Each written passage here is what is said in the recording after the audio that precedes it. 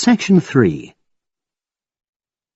You will hear a business studies student called Sam talking to his tutor about an IT project he is going to do for a local company called Turner's. First, you have some time to look at questions 21 to 26.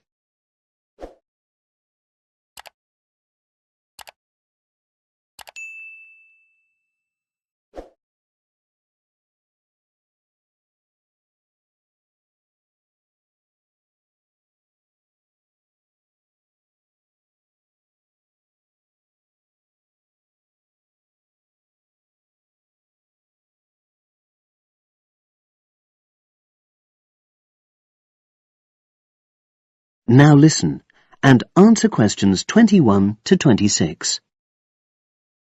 Hello, Sam. Come in and sit down. Thanks. You're here to discuss your company-based IT project, aren't you? Yes, I've been to see the manager and he's given me a lot of ideas about projects that the company would find useful, but I wanted to ask your opinion about them before I choose one. Yes, that's fine. Now, this company's called Turner's, isn't it? That's right. It's a small engineering company. They make machine components for trade use. They're well established. They started in 1976, but they're a bit old-fashioned. Okay. And what kind of projects did Turner's suggest you could do for the company? Well, they want some improvements made to their customer database. The one that they've got at the moment isn't very useful in some ways. I had a quick look at it. That would be a very straightforward project, and it'd be simple enough to evaluate, but I don't think you'd get enough out of a project like that. You wouldn't learn anything new. Well, another project they suggested is to do with their online sales catalogue. At the moment, customers can look at their products, but they can't actually order them online, which must affect their competitiveness. But I said I thought it would take too long. It's quite a big task. You're right. It's too much for the time you've got. It's a pity, though. Then they want some help with their payroll system. At the moment, the way they calculate pay involves a lot of manual accounting. I suggested they could have a system where employees register electronically when they arrive and leave work, so the hours they do could be transferred automatically. I think you'd get a lot out of a project like that. It would extend your skills, but it wouldn't be too much to take on.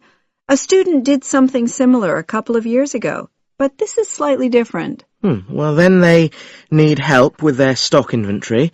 They do everything manually. Really? Yes, and it takes so much time. It's probably very inaccurate, too. An electronic inventory would probably be the biggest single benefit for the company. I'm surprised they haven't had it done before. I know.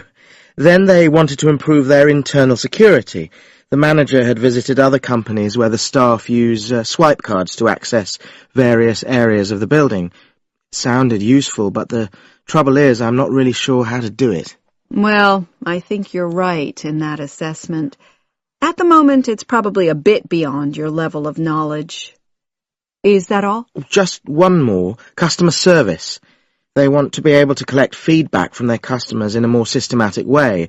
At the moment, it's a bit of a mess, and they probably lose business as a result.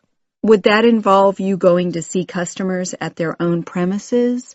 Because in that case, you might have to do a fair amount of traveling, and that would incur expenses that haven't been agreed with these companies. I never thought of that. Well, it might not be a problem, but it's something that needs clarifying.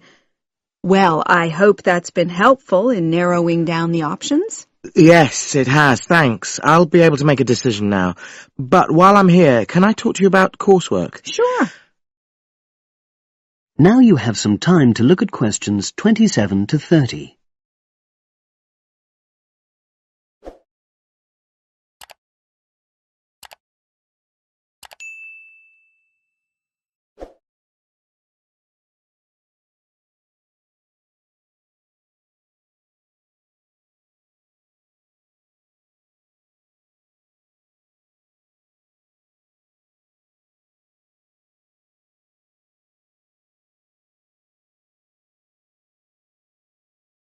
Now listen and answer questions 27 to 30. I'm not very happy about the way our group assignment is working. There are some problems. Oh dear. Are people just not getting on with each other? That's the worst thing. Actually, we're all friends, it's not that, but when we're having a discussion about the assignment, one or two people end up doing all the talking and the rest don't say anything. It's a bit frustrating because we need plenty of debate. Well, that's a common observation. You're studying in a group with people from all over the world, and you all have your own ways of participating. In some places, students are more used to listening than talking, and vice versa. I suppose you're right. I'll try to remember that. Does everyone pull their weight as far as sharing the workload is concerned? I'd say they do, yes. And our group elected a leader. She's very good at making sure no one's overloaded. But personally, I feel that there are just too many of us in the group. Whenever we try to arrange a meeting, there's always at least one person who can't make it. It's not anyone's fault, it's just that we've all got slightly different timetables. Well, I'm glad you've talked to me about it. Feedback is always useful. Is there anything else you're concerned about? There are a couple of problems with lecturers that all the students are talking about. Last semester we had negative feedback about the way lectures were organized.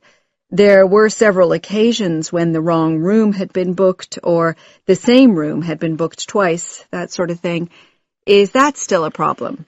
That hasn't happened at all as far as I know. Oh, good. It's sorted out then. But I don't know the reason, but some of the staff often turn up late, so we miss 10 or 15 minutes of our lecture time.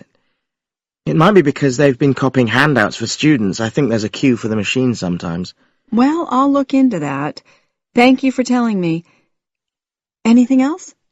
The other thing is that it can be very difficult to get to see a lecturer individually. They're all very supportive and friendly when you do manage to find them, but often they're not in their office, even at times when they're meant to be available for consultation. Okay, that's helpful. Now, before you leave, That is the end of section 3. You now have half a minute to check your answers.